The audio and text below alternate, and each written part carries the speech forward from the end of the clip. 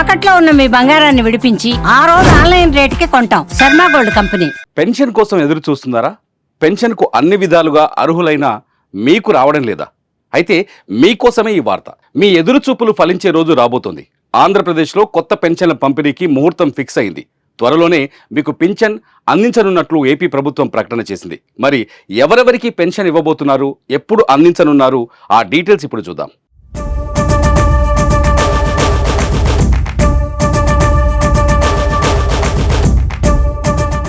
ఏపీలో కూటమి ప్రభుత్వం ఏర్పడి ఏడాది పూర్తి కాబోతోంది. జూన్ 11 నాటికి సంవత్సరం పాలన పూర్తి చేసుకుంటున్న కూటమి ప్రభుత్వం జూన్ 12న కొత్త పథకాలను అమలు చేయడానికి సిద్ధమవుతోంది.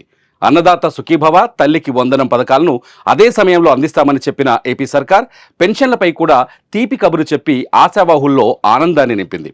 రాష్ట్రంలో ఇప్పటికే ప్రతిష్టాత్మకంగా అమలు చేస్తున్న ఎన్టీఆర్ భరోసా పెన్షన్ పథకంలోకి మరింత మందిని చేర్చాలని నిర్ణయించింది. గత ప్రభుత్వం నిలిపేసిన వారికి మళ్లీ పెన్షన్లు అందించాలని భావిస్తోంది. ఇందులో భాగంగానే రాష్ట్రంలో ఒంటరి మహిళలు, వితంతువులకు కొత్తగా పెన్షన్లు ఇచ్చేందుకు ముహూర్తం ఫిక్స్ చేసింది. జూన్ 12న 1,00,000 మందికి పైగా వితంతువులు, ఒంటరి మహిళలకు కొత్తగా పెన్షన్లు ఇస్తామని తెలిపింది ఏపీ ప్రభుత్వం.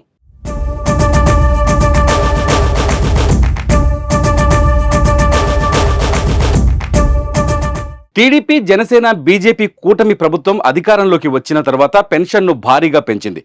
వృద్ధులు, వితంతువులు, ఒంటరి మహిళలకు గత ప్రభుత్వం 3,000 పెన్షన్ అందించగా సీఎం చంద్రబాబు 4,000కు పెంచారు. దివ్యాంగుల పెన్షన్ డబుల్ చేస్తూ 6,000కు పెంచారు. పూర్తి స్థాయిలో అస్వస్థతకు గురైన వారికి, తీవ్ర అనారోగ్యంతో మంచాన పడిన వారికి, వీల్చైర్లో ఉన్నవారికి అందే 5,000 రూపాయల పెన్షన్ను 15,000 రూపాయలకు, కిడ్నీ, కాలేయం, గుండె మార్పిడి చేసుకున్న వారికి, డయాలసిస్ స్టేజ్కు ముందున్న కిడ్నీ వ్యాధిగ్రస్తుల పెన్షన్ను 5,000 నుంచి 10,000కు పెంచి ప్రతి నెల మొదటి తేదీన అందిస్తున్నారు.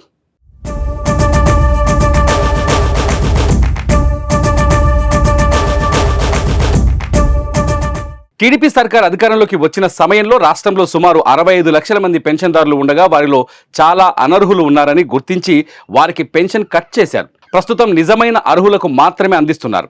అర్హుల నుంచి ఇప్పటికే దరఖాస్తులు స్వీకరించారు. వెరిఫికేషన్ దాదాపు పూర్తయింది. అనర్హులను తొలగించి అర్హులైన వారికి పంపిణీ ప్రారంభించాలని ప్రభుత్వం నిర్ణయించింది.